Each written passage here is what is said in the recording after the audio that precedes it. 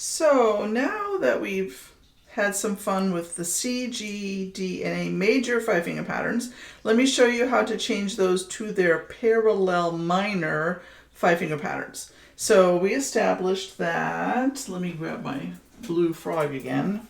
We established that the major five-finger patterns proceed from a note and go a whole step, half step, whole step. A whole step skips a key and a half step does not. So C to D is a whole step, D to E is a whole step, E to F is a half step, and F to G is a whole step. And then if you want to change that to be C minor, you would take your third note and lower it a half step. So here's C major, and here is C minor.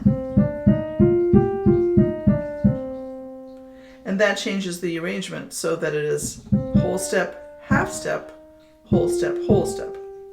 So if we go to G major, whole, whole, half, whole, and change it to whole, half, whole, whole, we have G minor.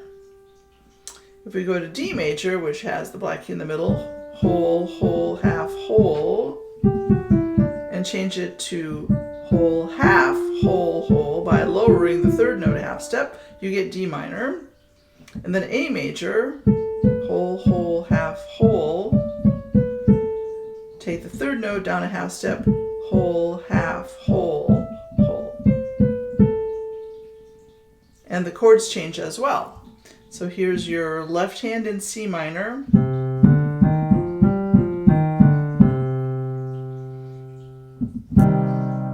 And you play C, E flat, G for a C minor triad.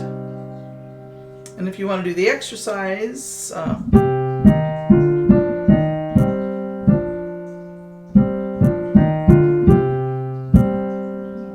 or anything you want, you could mix, just do anything, mix up your fingers all different ways, and make up your own patterns. Then G minor, the same thing, G, A, B flat, C, D.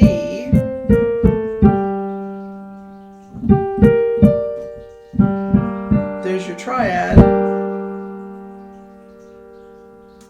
D minor.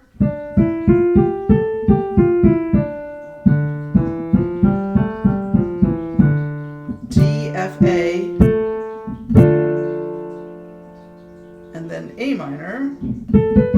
Well, that's A major.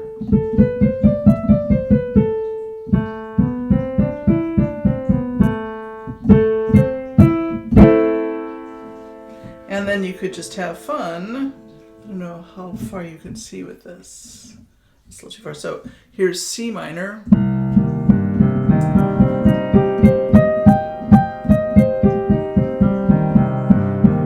G minor.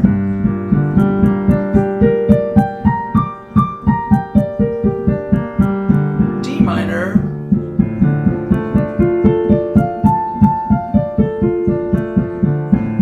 And then A minor.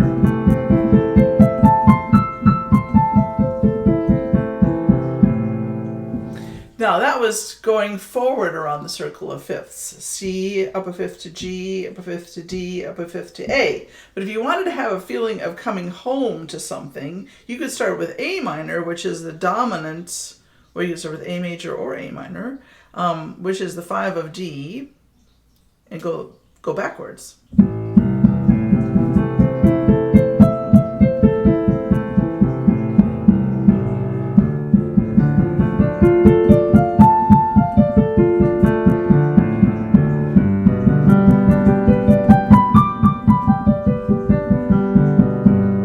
That was G major.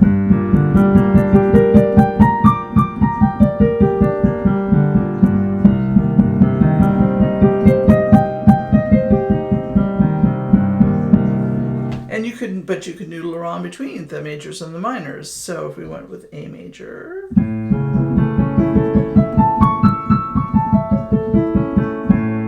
to D minor,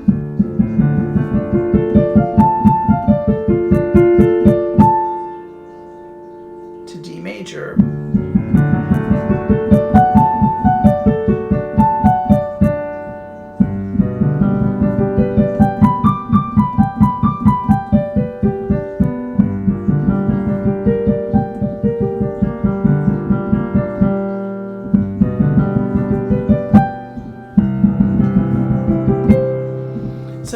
just fool around with your major and your minor arpeggios and see how you like that.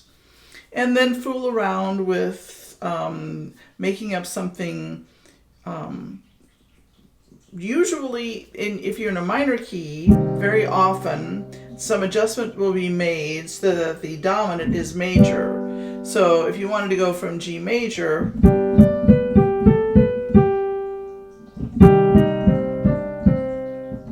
to C minor, that would also be a normal relationship in music. D major to G minor would be a usual relationship.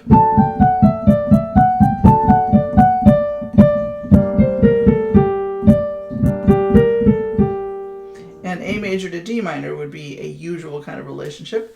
But then you could just experiment making your own relationships between these keys in their majors and their minor forms, and see what you think.